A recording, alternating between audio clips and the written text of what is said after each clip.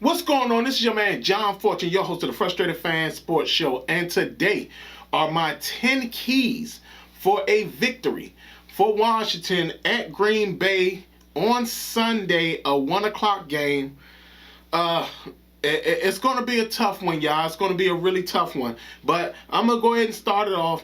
Key number one, stop the run game. A.J. Dillon and Aaron Jones are basically thunder and lightning. But the thing about A.J. Dillon is that he's so sneaky that he can actually catch out the backfield and run for a big amount of yardage as well. So we have to stop this run game, which will force Aaron Rodgers to throw more often. Now, I know that sounds insane, but you have to eliminate some of their weapons, especially when it comes to the run game, so that when you get down to it, stopping the run game will do a lot of things and will help you down the line. And with stopping the run game, that leads into my second key, which is pressure Aaron Rodgers the whole game. Aaron Rodgers will make mistakes if you pressure him.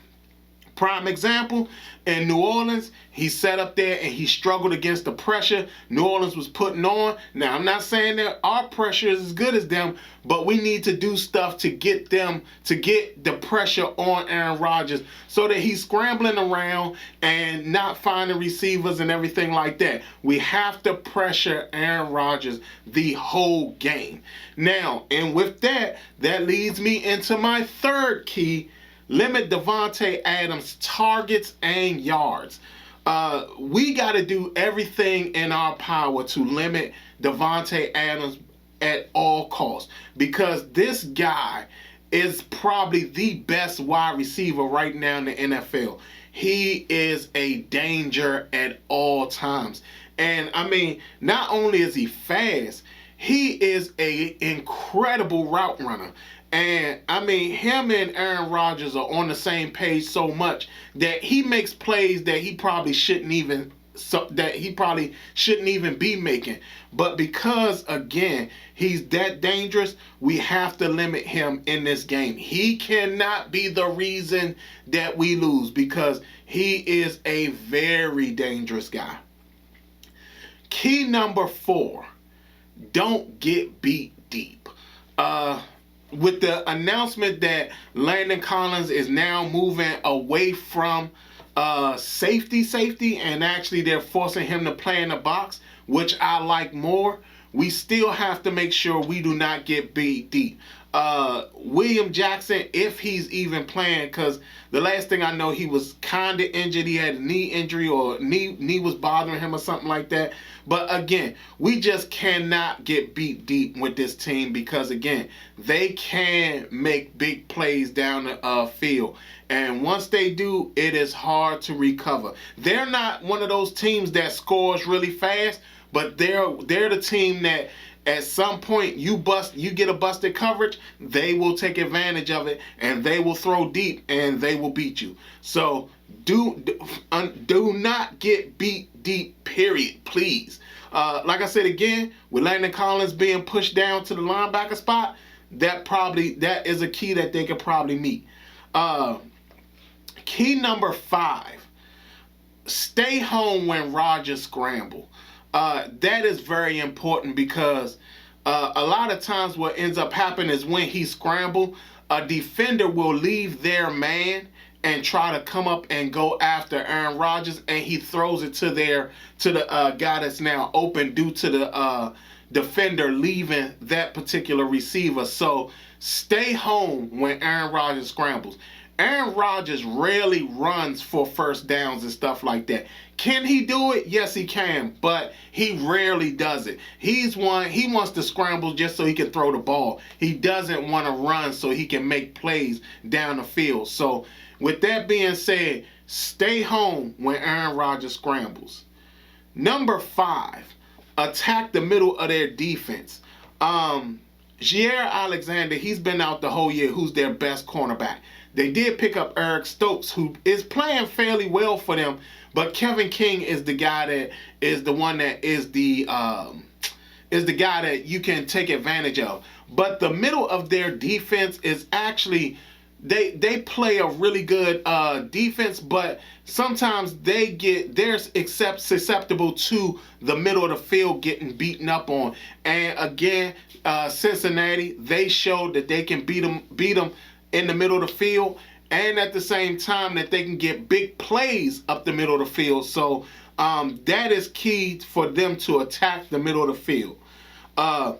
Take deep shots opposite of the safety Adrian Amos. Now, don't get me wrong. Darryl Savage is just as mean, but Amos is the one who causes the fits. Like, he will get, he can cover so much ground, it's so insane, but he's the one that becomes the bigger problem. But they can be beat deep. So if you can, find ways to attack them deep. Don't see about not using Terry McLaurin as the deep threat target. See if you can use somebody else as the deep threat target, because they can be taken advantage of deep. And not only that, if you throw like passing, like slant plays and things like that, they are likely to give up a lot of yardage on a slant play, because they'll sit up there, they play a lot of man. So they'll sit up there and they can really be taken advantage of, like I said, down the middle of the field.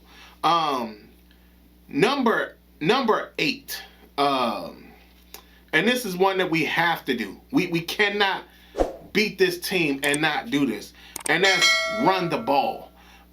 We have to run the ball as much as we can. We have to limit the amount of time that Aaron Rodgers is on the field. Again, we were supposed to did that with Kansas City, and we did not do that. But we should do that against Green Bay, because, again, Green Bay isn't really a quick strike team like Kansas City is, but they can be just as dangerous as well. But if you keep Aaron Rodgers off the field, you actually have a chance of coming away and stealing a win in Green Bay. Number 9, let Taylor be Taylor. I think we all can agree that the game manager thing does not fit Taylor Heineke at all. And for Ron to try to force that on him was the worst thing that could ever be done, especially when you're a coach that sees that this guy's improvisational skills is what makes him special. So with that, they have to let Taylor be Taylor. That means if Taylor sees that the play is broken down, he needs to run. The one thing about this team is that if the quarterback can run, Green Bay is in trouble. Prime example, when Jameis Winston in the New Orleans game, Jameis Winston sat up there and he was running and stuff like that, which made Green Bay sit up there and kind of have poor defense against him scrambling, not understanding that he was going to make an impact as well. Same thing applies to Cincinnati. The reason Cincinnati lost in the game against Green Bay is because Joe Burrow did not scramble. And we don't need to see that type of thing in this game when it comes to Taylor Heineke. Taylor needs to be Taylor. He needs to be given freedom to scramble whenever he does, and don't sit up there and harass him about him scrambling, especially if he's getting first downs and they're converting third downs and everything like that. So let Taylor be Taylor. Last but not least, and the one that I think is going to be quite important, and that's number 10, blew it, don't blow it. With us releasing Dustin Hopkins, that was probably one of the things that, again, me personally, I disagreed with, because Dustin Hopkins isn't why we're 2-4.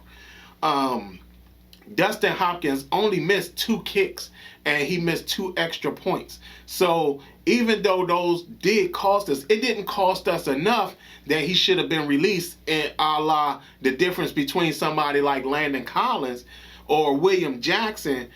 I still feel that that's kind of crazy that they did that, especially to a veteran kicker. But Chris Blewett is our kicker now. And he's going to have to make sure he makes every single kick. Because trust and believe, if he misses any kicks, it's going to be a problem, because there's not going to be any understanding for why you released a veteran kicker and replace him with a guy who has 0 NFL experience when it comes to the kicking game. Even if it's a situation where a kick of his is blocked, that's going to be a problem. And I would not be surprised if Green Bay at some point realizes that they're dealing with a guy who hasn't kicked in the league and finds a way to see if they can attack the line so they can see if they could block the kick. Again, those are my 10 keys to the game. This is one that is a very tough game. Just like last week with Kansas City. We all know Aaron Rodgers' history, but Aaron Rodgers is just as bad as a lot of other quarterbacks. He'll get into a fit and he'll start throwing picks, or he'll do something, or he'll vastly overthrow a guy and things like that. The way we have to harass him enough to get him to turn on his teammates, which is what ends up happening when he turns on his teammates. Next thing you know, they look like they aren't interested in playing with him. And then they'll basically open him up to sacks and stuff like that. So those are my 10 keys to the game. I'm going to be honest with y'all. I don't see us winning this game. But I don't see us necessarily getting blown out. Could we get blown out? Yes. Will we get blown out? We shouldn't. To be quite honest, they would have to meet at least 9 of these keys to really win. I do feel that they can reach a lot of these keys, but I still think that they lose. I think they will lose the game 30-23. Not only that, it's going to be tough for them to cover this this Green Bay wide receiving core. They can go 5 wide, especially when they put in the other tight ends. So they can go 5 wide at times. Sometimes they'll go 5 wide with Aaron Jones out there. I don't think that we have the people to match that, which is why I feel we'll lose 30-23. But we'll definitely see. And I will say this. If at any point our kicker misses any kicks and we lose the game, Ron Rivera has to come out in the press conference and state, hey guys, I blew it, and that is why we lost. Alright, y'all. That's it. This has been your man, John Fortune, and this has been the Frustrated Fan Sports Show.